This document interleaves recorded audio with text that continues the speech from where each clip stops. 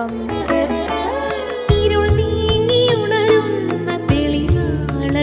ഏവർക്കും സന്ധ്യാദീപത്തിലേക്ക് സ്വാഗതം.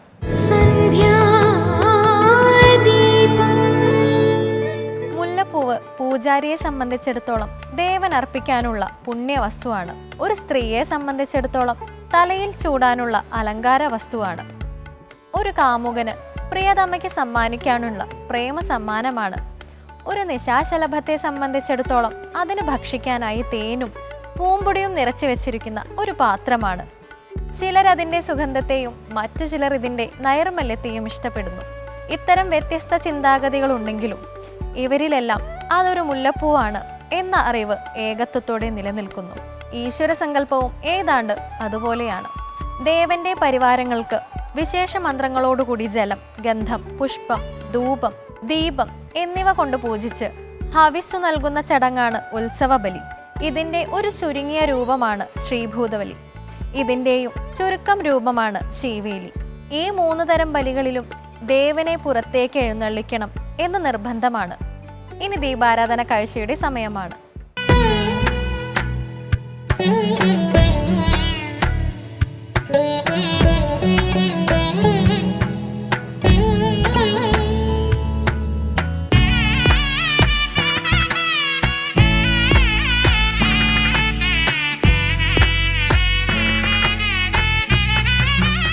കലിയുഗം വാഴും. ഇത് പന്തളം തുമ്പമൺ ശ്രീ വടക്കുംനാഥ ക്ഷേത്രം. സാക്ഷാൽ ശ്രീ സുബ്രഹ്മണ്യ സ്വാമി ധ്യാനനിരതനായും ബാലസുബ്രഹ്മണ്യനായും ഇരുന്നിരുളുന്ന ദേവസ്ഥാനമാണ് തുമ്പമൺ ശ്രീ വടക്കുംനാഥ ക്ഷേത്രം. പതിവായി പാടുന്ന മനസ്സിനുള്ളിൽ തിങ്ങുന്ന ഭക്തി തന്മയിൽ. അനാദികാലം മുതൽക്ക് തന്നെ തുമ്പമൺ ക്ഷേത്രം ഭക്തജനങ്ങൾക്ക് ആശ്രയവും അഭയവും നൽകി കുടികൊണ്ടിരുന്നു. തുമ്പമൺ പ്രദേശത്തിന്റെ ഐശ്വര്യത്തിനും അഭിവൃദ്ധിക്കും കാരണം ഭഗവാൻ ശ്രീ കാർത്തികേയന്റെ അധിവാസമാണെന്ന് ഭക്തജനങ്ങൾ വിശ്വസിക്കുന്നു. പതിവായി പാടുന്ന മനസ്സിനുള്ളിൽ.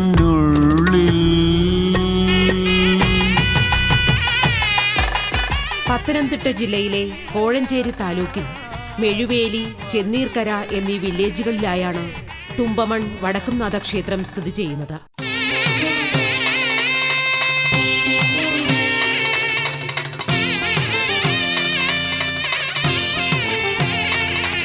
തുമ്പമൺ ശ്രീ വടക്കുംനാഥ ക്ഷേത്രത്തിന്റെ ഉത്ഭവവുമായി ബന്ധപ്പെട്ട് പറഞ്ഞു കേൾക്കുന്ന ഐതിഹ്യങ്ങൾ ഇപ്രകാരമാണ്.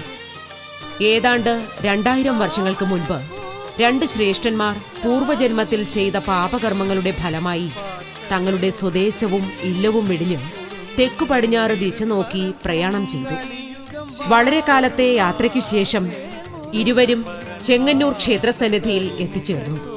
ചെങ്ങന്നൂരിൽ എത്തിച്ചേർന്ന അവർ താന്ത്രിക വിദഗ്ധരും പൂജാതി കർമ്മങ്ങളിൽ പാണ്ഡിത്യമുള്ളവരുമായ തദ്ദേശവാസികളെ പരിചയപ്പെടുകയും അവരുടെ ഇല്ലങ്ങളിൽ താമസിച്ചു വരികയും ചെയ്തു.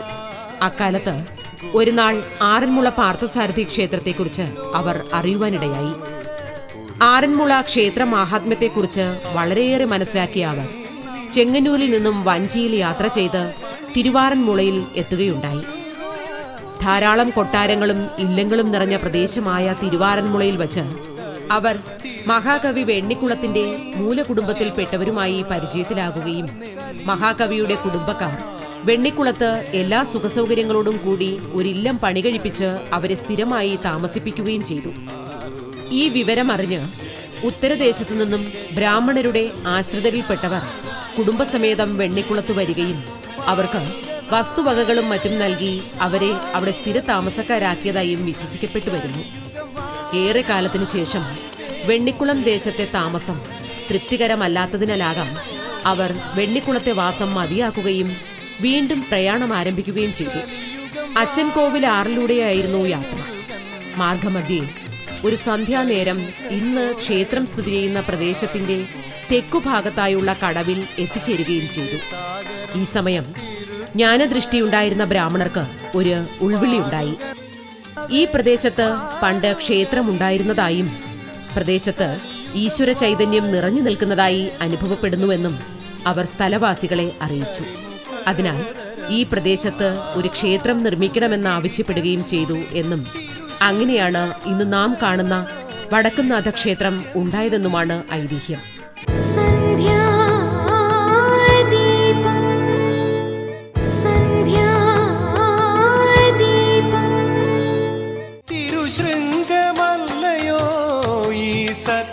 ഇന്ന് തുമ്പമൺ ശ്രീ വടക്കുംനാഥ സേവാസമിതിയുടെ ഭരണത്തിന് കീഴിലുള്ള ശ്രീ വടക്കുംനാഥ ക്ഷേത്രത്തിന് ഒരു മഹത്തായ ചരിത്രം അവകാശപ്പെടാനുണ്ട്.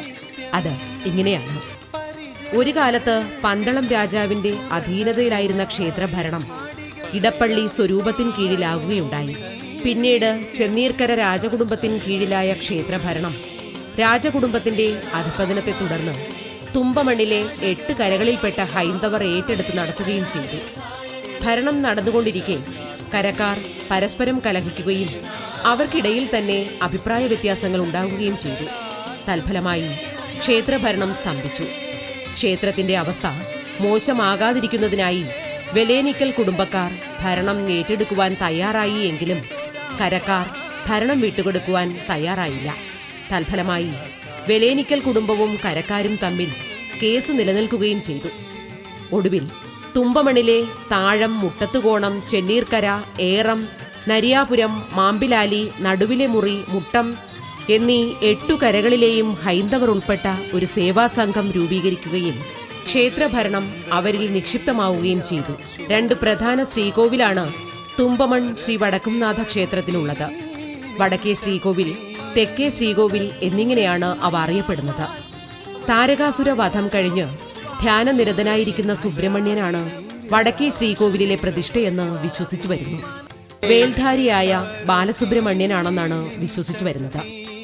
തെക്കുംനാഥനെന്നു കൂടി അറിയപ്പെടുന്ന ഇതിന്റെ സ്ഥാപനത്തിനു പിന്നിൽ ചെന്നീർക്കര രാജ്യവുമായി ബന്ധപ്പെട്ട ഒരു ഐതിഹ്യമാണുള്ളത്. അത് ഇത്തരത്തിലാണ്. ചെന്നീർക്കര രാജകുടുംബത്തിൽ വച്ച് ആരാധിച്ചിരുന്ന ദേവനായിരുന്നു ഇവിടുത്തെ ബാലസുബ്രഹ്മണ്യൻ.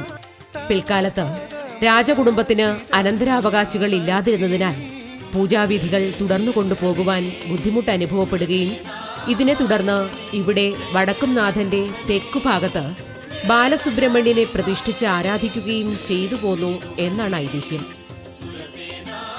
പ്രസിദ്ധ സംസ്കൃത കാവ്യനാടകമായ ആശ്ചര്യ ചൂടാമണിയുടെ രചയിതാവായ ശക്തിഭദ്രന്റെ കാലത്താണ് തുമ്പമൺ ശ്രീ വടക്കുംനാഥ ക്ഷേത്രത്തിന്റെ തെക്കേ ശ്രീകോവിൽ പണിതതെന്ന് വിശ്വസിച്ചു പോരുന്നു. തുമ്പമൺ ശ്രീ വടക്കുംനാഥ ക്ഷേത്രത്തിലെ 2 ശ്രീകോവിലുകളുടെയും ചുവരുകൾ വളരെയധികം സവിശേഷതകളോട് കൂടിയതാണ്. വളരെ അപൂർവമായി മാത്രം കണ്ടുവരാറുള്ള ദാരുശില്പങ്ങളാൽ അലങ്കൃതമാണ് ക്ഷേത്രത്തിന്റെ വടക്കേ ശ്രീകോവിലിന്റെ ചുവരുകൾ. പുരാണ ഇതിഹാസങ്ങളിലെ സുപ്രധാന കഥാഭാഗങ്ങൾ ശ്രീകോവിലിന് ചുറ്റിനും ആലേഖനം ചെയ്തിരിക്കുന്നു. ചില സുപ്രധാന കഥാഭാഗങ്ങൾ വെണ്ണക്കല്ലിൽ പണിതീർത്ത് നിർമ്മിച്ചിട്ടുള്ള തെക്കേ ശ്രീകോവിലിന്റെ പുറംഭിത്തിയിൽ വളരെ മനോഹരമായി ചുവർ ചിത്രങ്ങൾ തീർത്തിരിക്കുന്നു.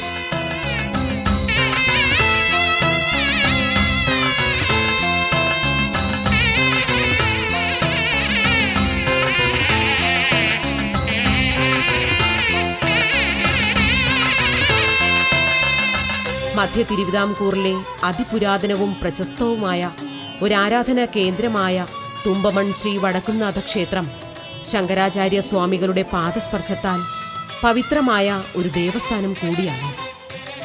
1-ാം ശക്തിഭദ്ര രാജാവിന്റെ കാലത്ത് ശങ്കരാചാര്യ സ്വാമികൾ ഏതാനും ദിവസം പന്തളത്തിനടുത്തുള്ള കൊടുമൺ കോയിക്കൽ കൊട്ടാരത്തിൽ വിശ്രമിക്കവേ തുമ്പമൺ വടക്കുംനാഥ ക്ഷേത്രം സ്ഥാപിതമായ വിവരം അറിയുകയും വടക്കുംനാഥനെ ദർശിക്കണമെന്ന് ആഗ്രഹം പ്രകടിപ്പിക്കുകയും ചെയ്തു. തുടർന്ന് ക്ഷേത്ര ദർശനത്തിലെത്തിയ സ്വാമികളെ എല്ലാ മഠങ്ങളിൽ നിന്നുള്ളവരും കരപ്രമാണിമാരും ചേർന്ന് പൂർണ്ണ കുംഭം നൽകി സ്വീകരിക്കുകയും ക്ഷേത്ര ദർശനത്തിലൂടെ അദ്ദേഹം സംപ്രീതനായെന്നുമാണ് വിശ്വാസം. ഹൃദയത്തേൻ കാവടിരമയും കാമധേനുവും രവിയും ഭൂമി ദേവിയും അഗ്നിയും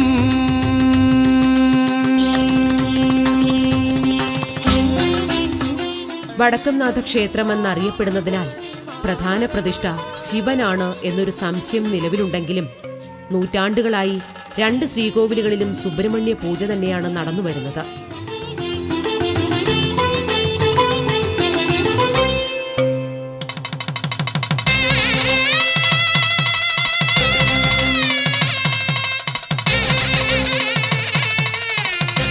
വട്ട ശ്രീകോവിലിലാണ് സുബ്രഹ്മണ്യ സ്വാമി കുടിയിരിക്കുന്നത്. കിഴക്കു ദർശനമായാണ് ഭഗവാൻ ഇവിടെ ഭക്തജനങ്ങൾക്ക് ദർശനമരുളുന്നത്. ചെങ്ങന്നൂർ താഴമൺ ഇല്ലത്തിനാണ് ഇവിടെ തന്ത്രാധികാരം. നിത്യപൂജകൾ കൂടാതെ ഇവിടെ വിശേഷാൽ പൂജകളുമുണ്ട്. സർവ അഭീഷ്ട സിദ്ധിക്കായുള്ളതും ധാരാളം ഭക്തജനങ്ങൾ പങ്കെടുക്കുന്നതുമായ ഷഷ്ടിവ്രതം എല്ലാ മാസവും നടത്തിവരുന്നു.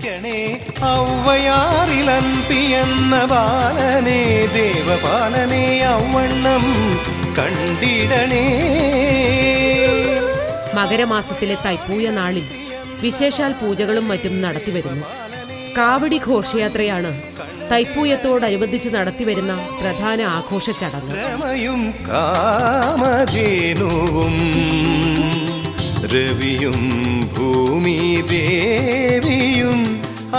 തുമ്പമൺ ശ്രീ വടക്കുംനാഥ ക്ഷേത്രത്തിൽ ആണ്ടുതോറും നടത്തിവരാറുള്ള പറക്കെഴുന്നള്ളിപ്പ് സവിശേഷമാർന്നതാണ്. കരക്കാരുടെ ഒത്തൊരുമയിൽ നടത്തപ്പെടുന്ന എഴുന്നള്ളിപ്പ് ഒരു നാടിന്റെ ഐക്യത്തെയും കൂട്ടായ്മയെയും വിളിച്ചോതുന്നു. മീനമാസത്തിൽ ഉത്രാടം പ്രധാനമായി നടത്തപ്പെടുന്ന ഉത്സവമാണ് ശ്രീ വടക്കുംനാഥ ക്ഷേത്രത്തിലെ പ്രധാന ആഘോഷം. ഉത്സവത്തോടനുബന്ധിച്ച് നടത്തപ്പെടുന്ന കെട്ടുകാഴ്ച ഉത്സവ ആഘോഷങ്ങൾക്ക് കൂടുതൽ നിറം പകരുന്നു.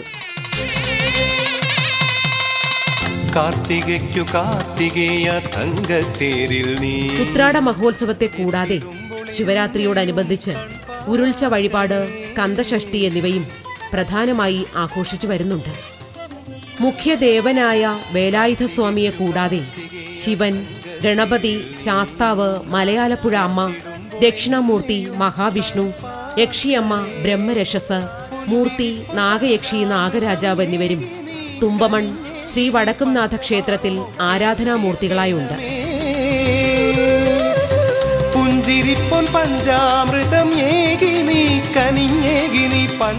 ഒരു ഗ്രാമത്തിനാകെ സർവ്വ ഐശ്വര്യങ്ങളും പ്രദാനം ചെയ്തുകൊണ്ട് വിരാജിക്കുന്ന തുമ്പമൺ ശ്രീ വടക്കുംനാഥനെ തൊഴുതുമടങ്ങുന്ന ഓരോ ഭക്തനും നേടുന്നത് ഒരു ജന്മത്തിന്റെ മുഴുവൻ സുഹൃതമാണ്, സായുജ്യമാണ്.